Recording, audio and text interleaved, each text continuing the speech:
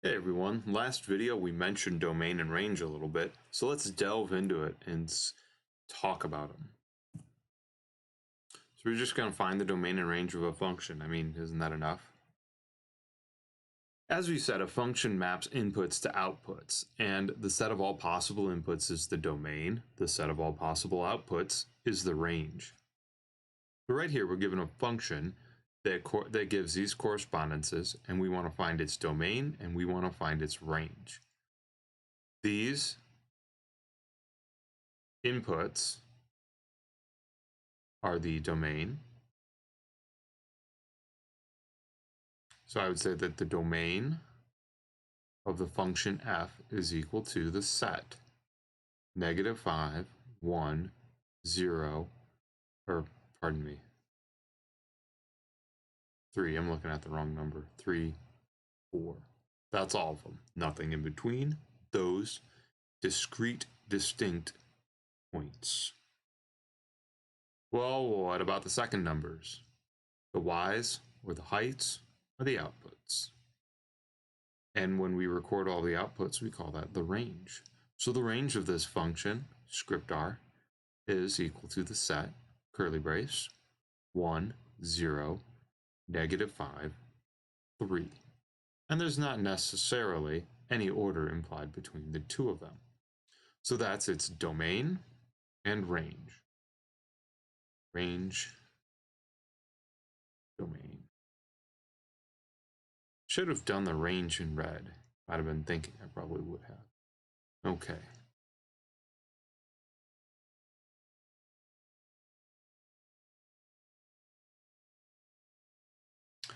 Again, the set of all domains is that. The domain is all the inputs. The set, funky D, of f is equal to -5, 1, 3, 4. This means domain of the function f. And then the range, funky R, is of f is 1, 0, -5, 3. And again, it's in curly braces, so we know it's a set.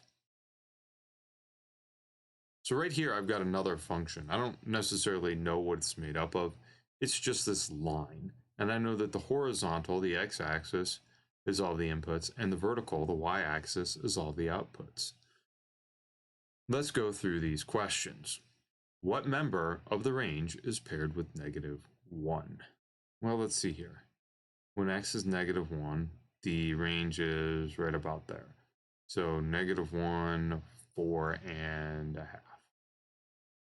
The domain of f. It starts at -5 and doop, doop, doop, doop, doop, doop, goes all the way to 3. The filled in circles right here and right here means that those endpoints are included. So I would say it's the domain of f is equal to the set of all x such that, the vertical line is such that, -5 is less than or equal to x is less than or equal to 3. In interval notation, this is the interval -5 to 3, the closed interval from -5 to 3, and these square brackets mean that the endpoints are included. Let's flip it around and figure out what member of the domain is paired with 6. I'm looking for the domain, so this is my range. 6 corresponds to this point right here, which corresponds to, I don't know, 2 1/3. 2 1/3, 6. That's the correspondence there. And now let's find the range of f. We need to find the lowest point, doopa doopa doopa doopa doopa doopa, right here. We got to find the highest point, doopa doopa doopa doopa doopa doopa doopa doopa, right there. So this is from -1 to 7. That's our range. The range of f is equal to the set of all y such that -1 is less than or equal to y is less than or equal to 7. Now you also see this done with x's for the range, which is fine, which isn't any right or wrong than doing it with y. But I like to use the y's to stress that we're looking at the vertical output. And once again, let's write it in interval notation. So we start with the lowest value, -1. We say, is it ever equal to -1? It sure is. So we get a square bracket. Then we go to the highest value, 7. Is it ever equal to 7? It sure is. So again, a square bracket. And that's how we do that.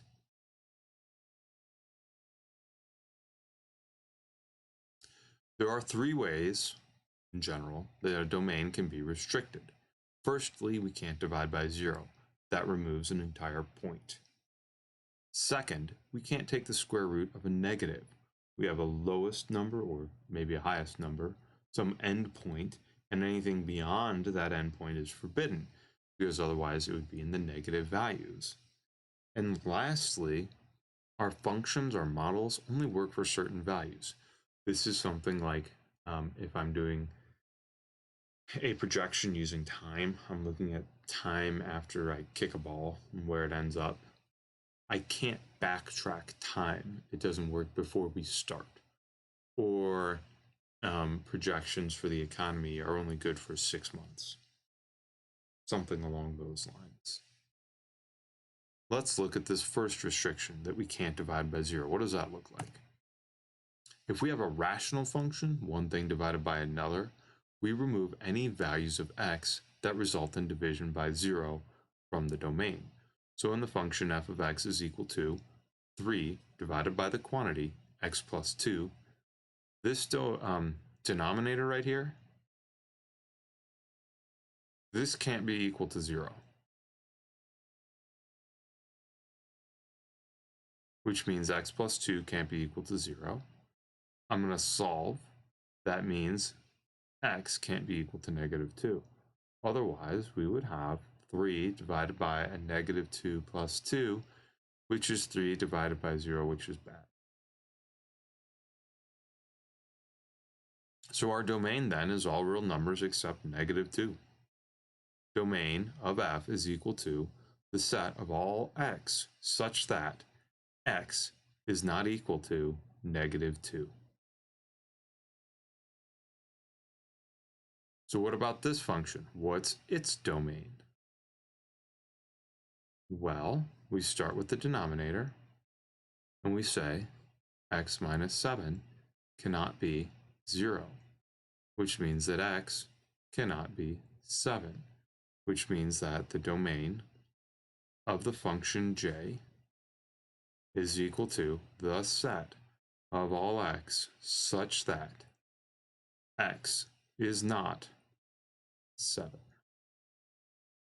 There we go. That's it.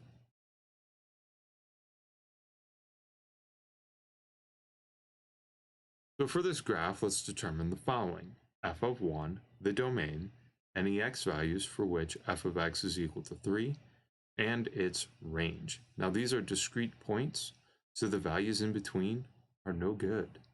I'm going to start with f of -1. I'm going to find, or f of 1, pardon me. This is x equals 1 because it's in those parentheses. So here's 1, and that's at this height, 4. We would write that f of 1 is equal to 4. The domain is all the x values. The domain of this function is equal to the set. Let's see here, -5, -4, -3, -2, -1, 0, 1. -5, -4, -3, -2, -1, 0, 1. That.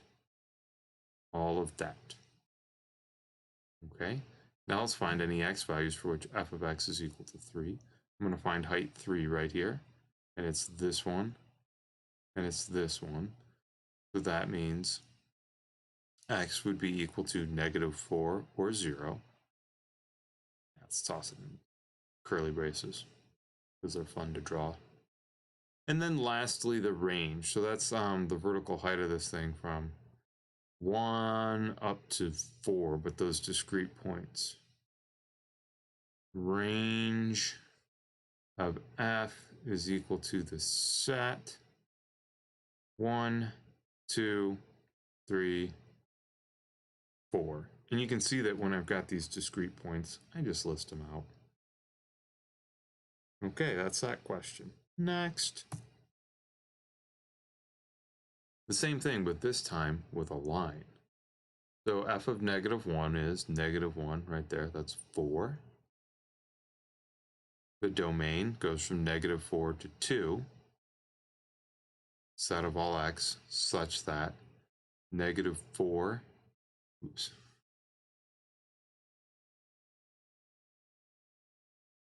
This was -1 was equal to 4. And this is the set of all x such that -4 is less than x is less than 2. I can tell the points in between are included because it's just a line, but because the ends of it are not filled in, they're just little circles, the endpoints are not included. Now let's find any x values for which f of x is equal to 4. F of x is equal to 4. Here's height 4. Here's that point right there. Oh, hey, look, it's -1. And then let's find the range. So that's from the lowest value, 2, to the highest value, 6. We might say it's the set of all y such that 2 is less than y is less than 6. And in this case, we're using the strict inequalities. Oh, and one other thing. In intervals, this would be a round parenthesis, -4, 2. And this would be a round parenthesis, 2 to 6. And these intervals are called open. Great. Next problem. Well, that's it for this video. No more next problems. I will see you next time.